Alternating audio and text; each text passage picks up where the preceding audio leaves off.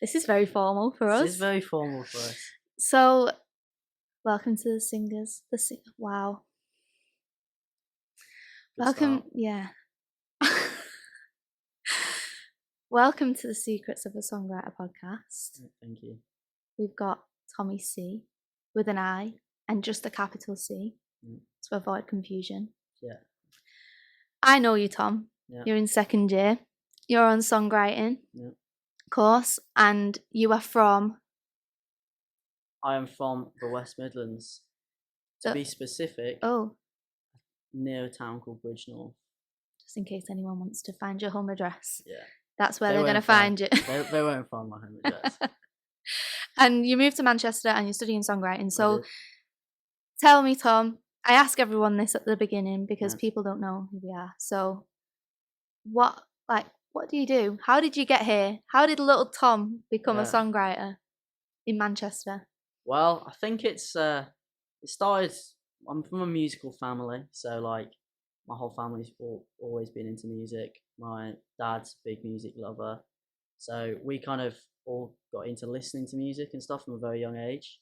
And then it was kind of not till I became 10 or 12 sort of thing where I started actually playing music. And I probably started playing music because my older brother and my two sisters all played music and instruments and sang and stuff, so I almost felt like I had to. You had no choice. I had no choice. That was it. You were going to be a musician. Literally, it was either that or like sport. I loved like football and stuff, but I realised once I got to about like 13, I was never going to like be a professional footballer. So you weren't going pro, so it was like, right. I was like, I better do the music now. You know what I mean? So yeah. So just been doing that. I used to play the drums. That was the first instrument I learned to do. Okay. So Tommi C on the drums. Yeah. When I was about 10 or 11, started having drum lessons.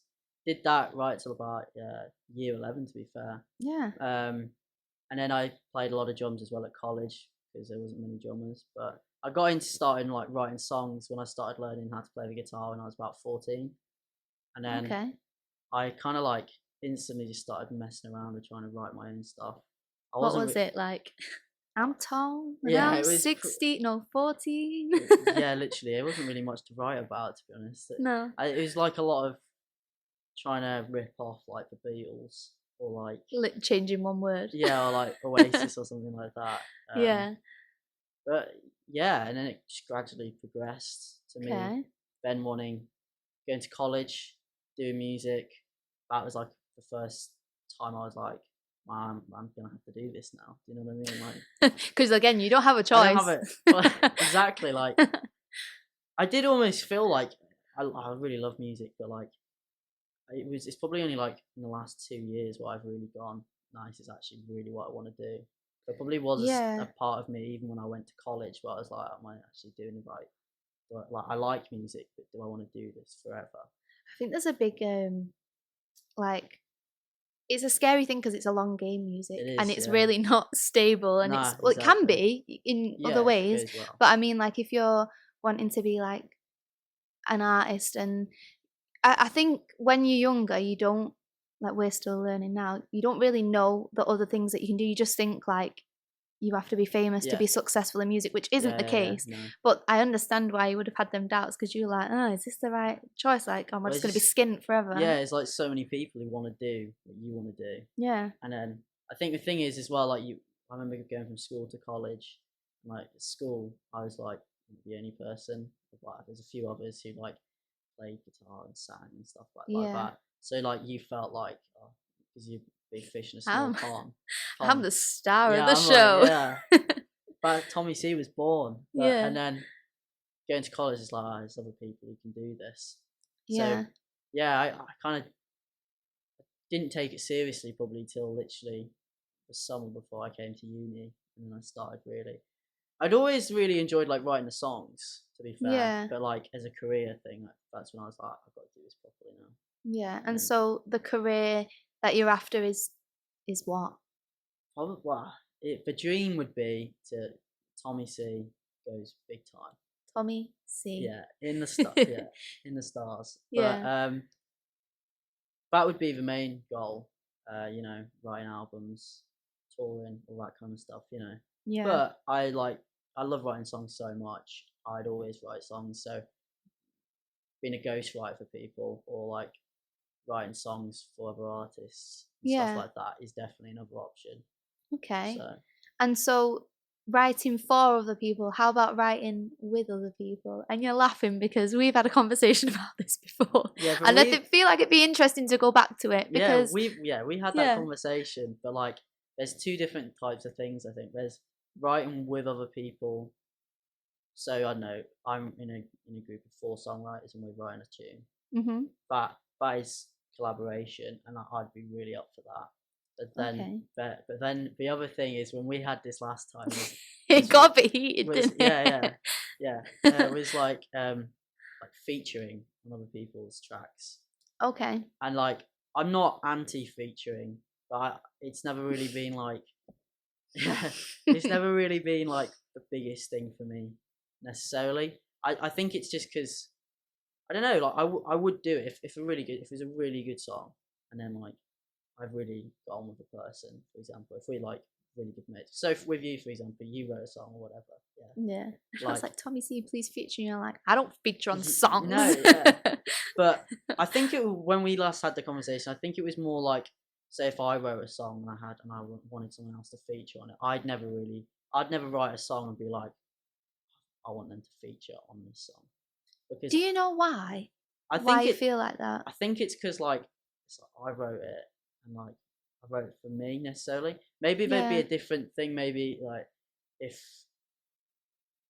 I was writing as a star or whatever, and then like you get kind of told, you know, again, no choice. Well, you do, don't you? With like like record labels or whatever, it might be like, we think this is going to be really good for you. Like a strategic move. It's going to be really good for you if you work with this artist. You're going to get this many streams, this many views on YouTube. It's going to do you like a massive favour. Then you might be like, I'd probably be like, well, this song I'm going to write it then with this guy's voice in mind as well, or her voice or whatever. But like, I think, I like just kind of doing my own thing, to be honest. That's cool as well, because everyone has their own preferences. Yeah. I suppose as you get further down in your career and opportunities come up, you might change your mind. Like, you're still growing as a person, never mind as an artist. It's maturing as well. Like, I'm still only 19, really. So you're only a baby. You're still learning, and I think I'm still learning. I don't think you ever stop learning. I think you will always get better and change and improve. Yeah. So the future's bright for you, Tom. I hope so. So you're talking about writing for other people, like lyrical content for you. So like, I've known you for over a year now. Would you believe? I know. It's been a long ass year, longest year of my life. And I know like how you write. I've sat and wrote with you before as well, and lyrically, how tell everyone like how you write. Do you write from personal experience? Is it something that comes natural to you that way, or is there other influences? I write like a lot of different ways. Like a lot of the time, there's always a bit of personal experience in there. So like, there's always a rough idea of like an experience which has happened, but I'm not like, for example, like Alex Turner on the first Arctic Monkeys album was very like, literally everything he wrote about had happened to him, and it was like, you know, queuing for nightclubs and stuff. And it's very descriptive in that way. Yeah. Whereas like, I don't know, maybe it's because my life's not always like really exciting. So then you just kind of like take the like exciting parts, or the parts where you're like, this would be good, and then you just embellish it. It's a creative thing as well, because it's almost like you're not stretching the truth, but do you know what I mean? Like, you're kind of like having an idea and then being like, but imagine if this happened. And I suppose that's your imagination and your art that is coming to life, which is really, really good, because people will be able to relate to it because maybe they've got the same kind of mind as you. Yeah. Where they're like, what's the one where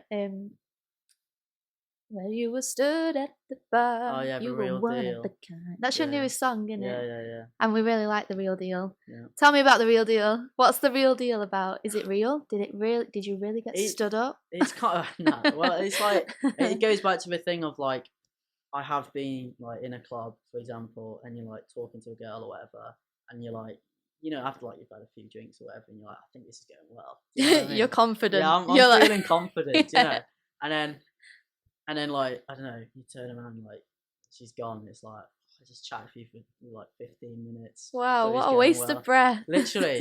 And like, obviously, like, if that happened in like daytime, you wouldn't think anything of it. But then like, it's almost like I've spoken to other people about it, like, because I'm having a music video done for it, and like, I was talking to them about it, and like, one of the people I know is like, they're like, it's happened to them kind of thing. And they're like, it's like a mini heartbreak.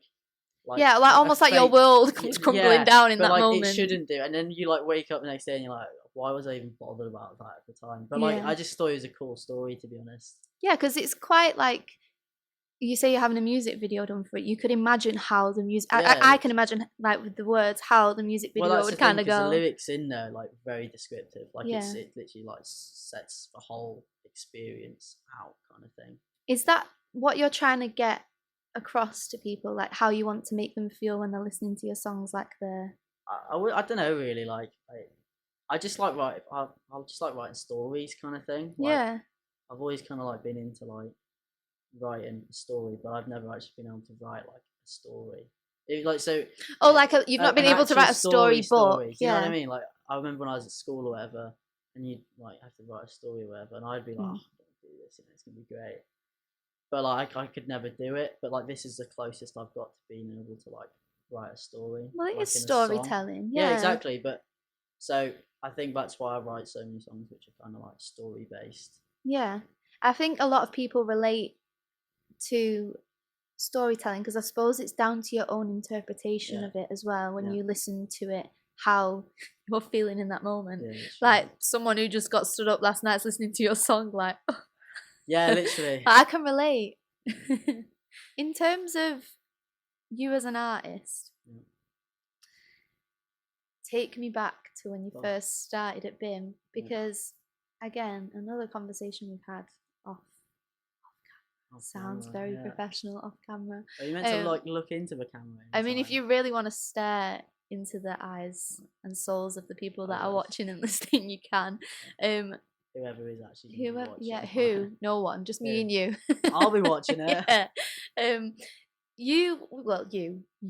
Me and you had a conversation about comparing to other people that are doing what we're doing. Yeah. Other artists, other musicians. And I feel like a lot of people will relate to this.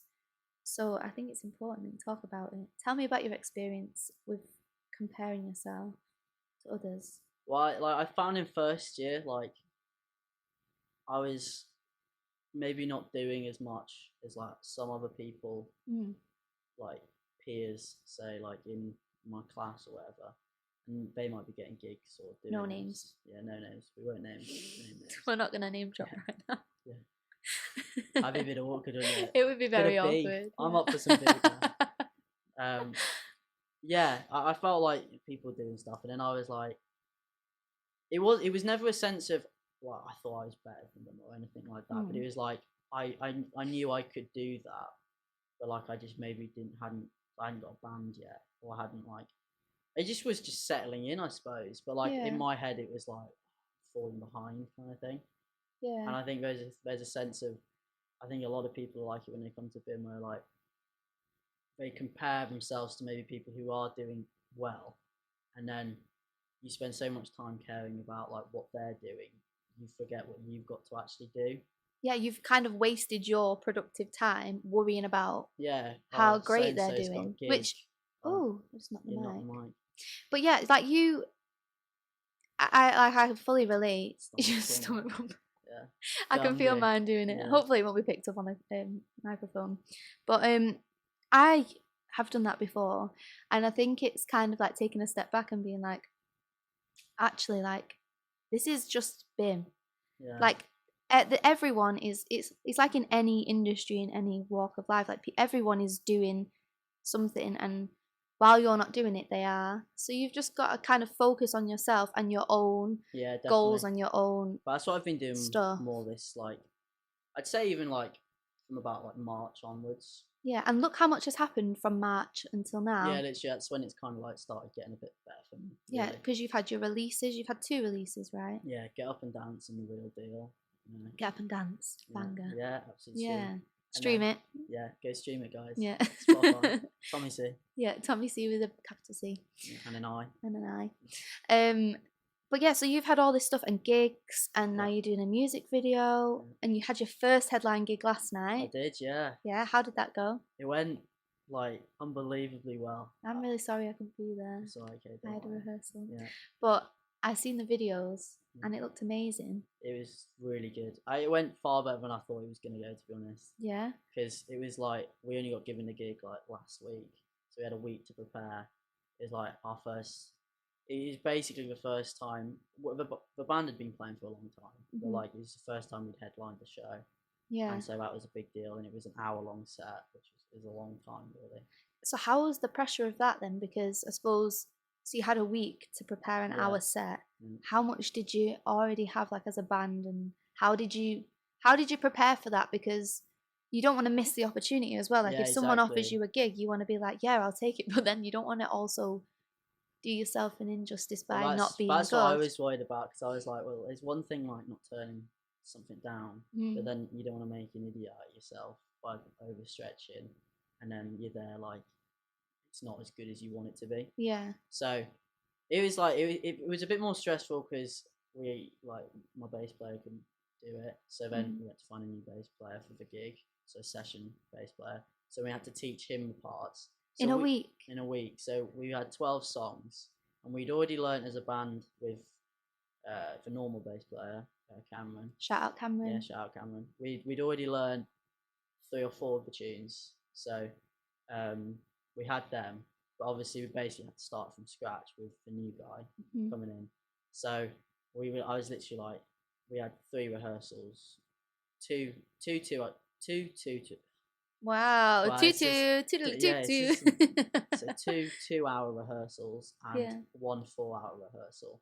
Right. And it was like just me basically showing all these songs off, and then just basically had to work at them as much as we could. So 8 hours. 8 hours for 12 song set. We probably only went over each song like twice. Wow. A couple of them we struggled with, so we had to like work on them for like half an hour, say. So there was probably like 3 tunes we worked like really long time on, but like so Get Up and Dance, for example, we probably only played that like twice before we actually played it at the gig, because we kind of felt confident with that one. Yeah.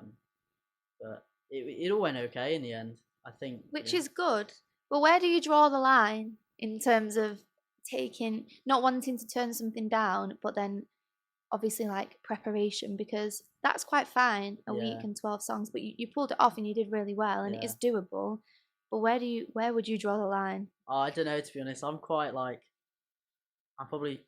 too overconfident. So I wasn't really, when I said yes to it, I wasn't really stressed. I was like, yeah, we can do this fine.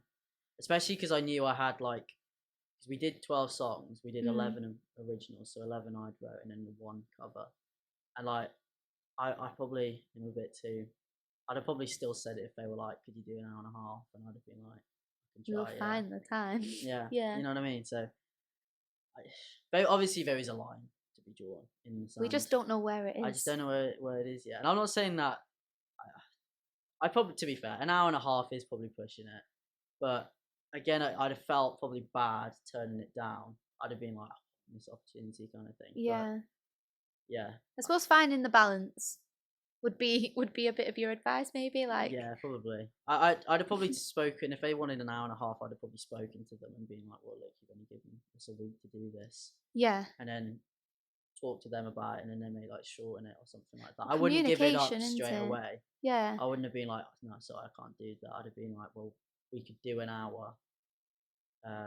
Maybe we could have like a break in between or something. I don't know. Like, yeah, like I can think communicating with the promoters or whoever that you've got the gig from, and finding a common ground that you're not gonna overstretch yourself, but also perform to the best that you can. Literally, yeah. Which I'm almost certain you did from the videos. It looked brilliant. It went really well. It went like so much better than we all thought, and the crowd were amazing. And that makes a show, doesn't it? Yeah, when people are like engaged. They were just vibing with it, so it was just really good, and it was cool. Like I had some like crowd participation and stuff, and like, that's good. Like a few Get Up and Dance. if you haven't heard it, there's a big like.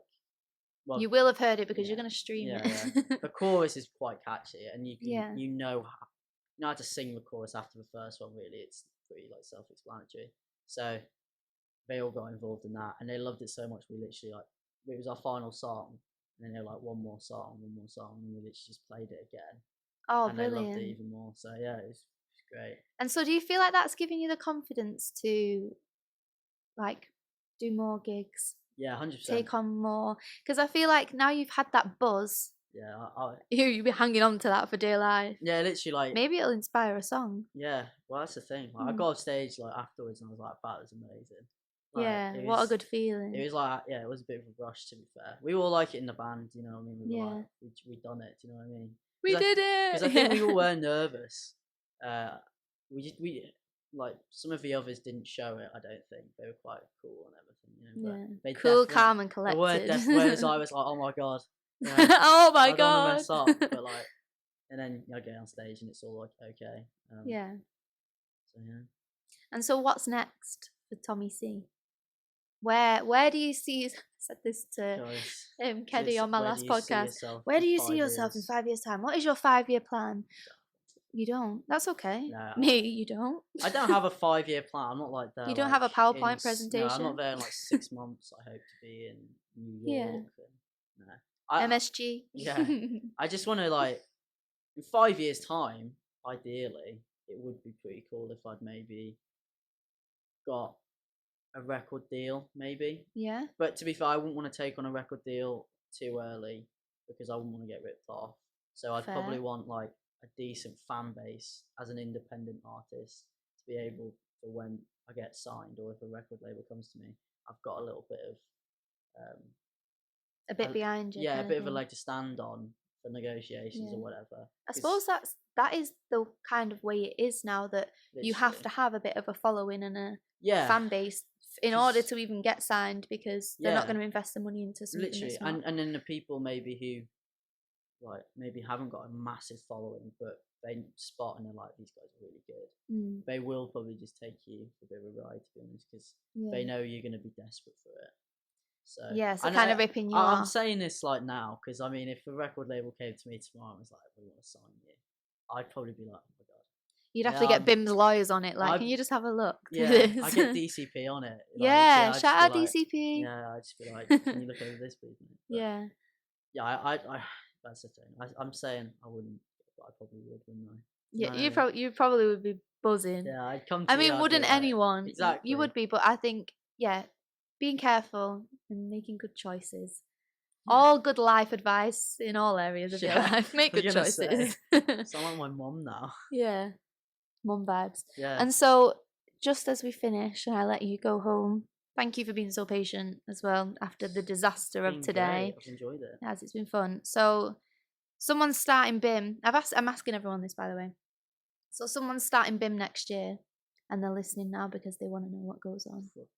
They're like, ooh. They've chosen this episode. They chose this episode, this podcast out of all the podcasts, and they're like, ooh, I want to know what goes on at BIM. Yeah.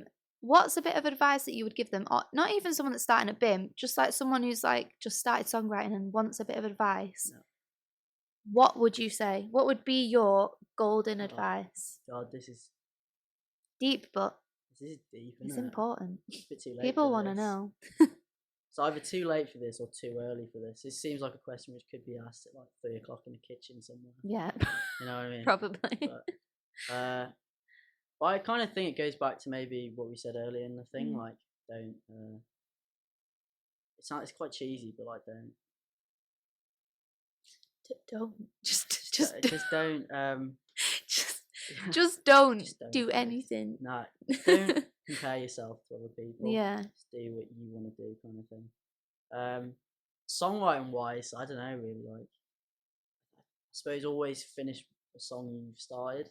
Good advice. Yeah, because I heard that's John Lennon said to George Harrison when he started like really getting into songwriting with the Beatles.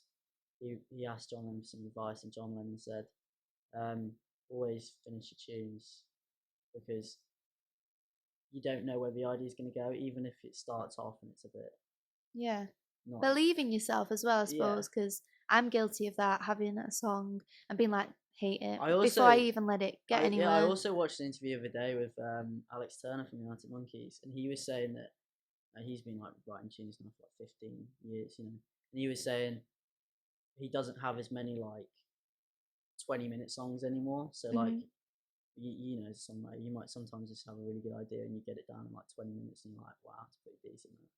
Like he doesn't have that as much anymore. Like he has the songs he has now, he ends up working on for like a week or two kind of thing. Yeah. Like really works at them. I'd say that's something I don't do a lot, to be honest. If it doesn't come naturally, I do leave it. I'll always finish the song, but I won't like ever. You don't force it. Yeah, I'll never be like, oh, I want to record that one now or something. Yeah. Whereas I probably could go back and revisit the song and maybe be like, I could change this or do that. I think knowing as well that you can sometimes leave an idea to sit and then come back to it. There's loads of different ways to write, so you should kind of just explore whatever comes natural and not judge yourself. Yeah. Just be kind to yourself. Yeah. It's good advice, Tom. Good advice. Well, thank you so much. Thank you. I'm going to leave it there. If you really want to stare into the lens, you can. And Cheers, just give everyone your... and just give everyone your social media handles. I'm going to pop them at the end of the video anyway. Right, okay. But just, you know, give them a longing stare and tell them. Longing stare into the camera. Just a bit into the distance. So my Instagram is Tommi with an I. So TOMMI_C_music. And that is the same for on Twitter. And I think my Facebook is Tommi C 888. 888. Over and out. Over and out, yeah.